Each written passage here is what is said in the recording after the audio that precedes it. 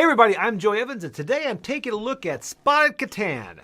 That's right. Now this is, I guess, in the Spot It line, which here's the thing, I have not played any Spot It's. I just saw this and I saw Catan on it. I thought, you know what, I'll give this a try. And apparently Spot It's a thing. People play it a lot, but this is my first foray into Spot It.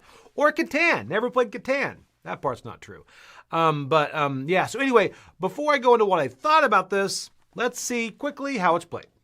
Okay, we are set up for a game of Spot It Catan here. Now this is actually, they have the rules here, which are right over here, actually cover 5 different games you can play with this, but they're all very similar.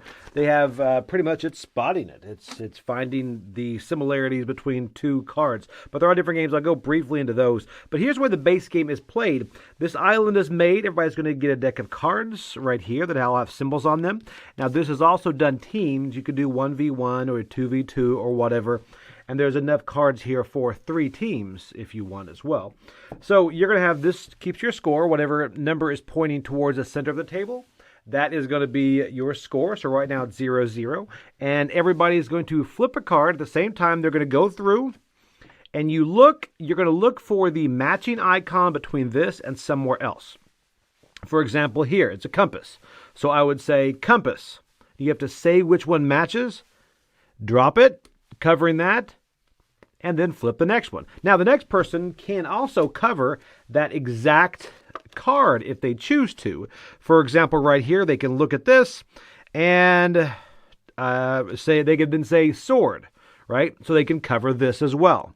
Or they could say sword and cover this one over here.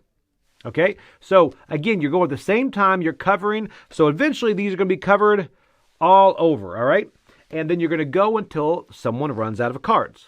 So then the first team, or person, whatever you're playing, the first team to run out of cards is going to get 1 point, and then the person who has the most visible cards, because keep in mind they can be covered, is going to get 2 points. So you're going to go ahead and gear this over, just like this, how many ever points you get, and then you're going to go to the next game. And the game can be game 1 over and over and over, and you go until someone gets 10 points. Now, briefly, I'll go over the other games. Again, they're very similar.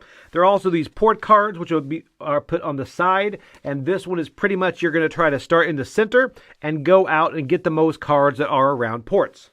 Then you've also got longest route, which longest route are going to be, of course, the longest route of your color of cards in the island.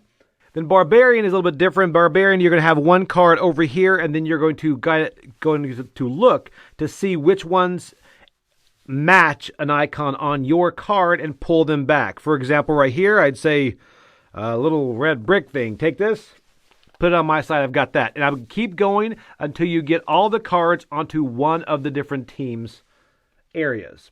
And then final is Knights. Knights is more like all the teams are going to go ahead and flip 1 card, and you're going to see the matching symbol, call it out, and grab that person's card and bring it to you. So those are the 5 games, but they're pretty much all matching the symbols on your cards. And then, again, using these to go up to 10 points. So that's pretty much the game. Let's sit it back and see what we thought about it. Okay, so that's pretty much it. It's pretty much just spotting it and trying to find the matching symbol. I didn't go really deeply into a lot of the games, like different types of games that are in the mini games or whatever, because there are 5 of them. Because it does say in there to play the first one over and over to kind of get used to it. So I'm going to take a look at this as a family game because that's what I feel like it is. I played this with adults at first and things, which it was fine. It was good. But then I ended up playing with my family, my daughter. I loved it. It kind of ramps it up a little bit because first off, it seems very simple that you just have to match it, right?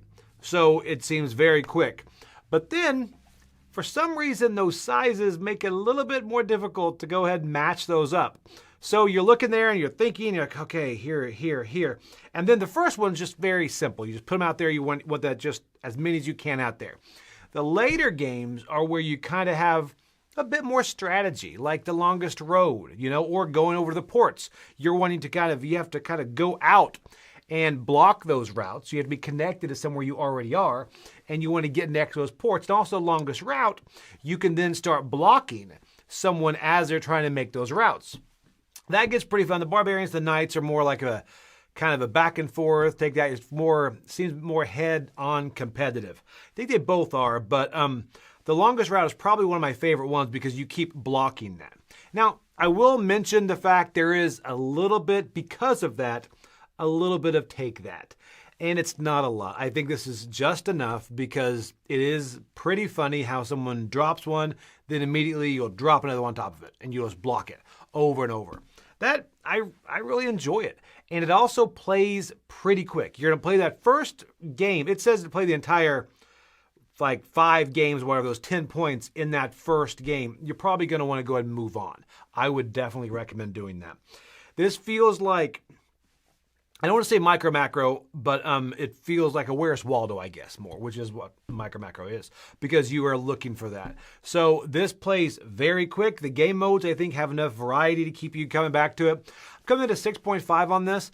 I honestly, my daughter probably higher on this because she does ask to play this a lot. Because again, it's like, well, my wife was cooking last night, actually. She was cooking tacos and Juliet was like, hey, let's go play Spot It. So we went out there for 10 minutes, played through 3 rounds of this.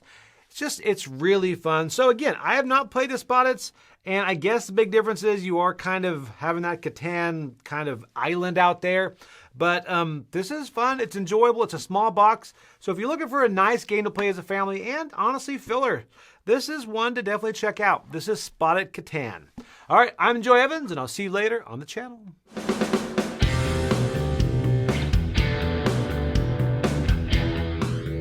Hey folks, thanks for joining us for that video. If you haven't yet, like the video, subscribe to the channel, and hey, make sure you check out what's happening, where I'll cover an app on an iOS or a Switch device, and you can check it out along with me. Thanks very much.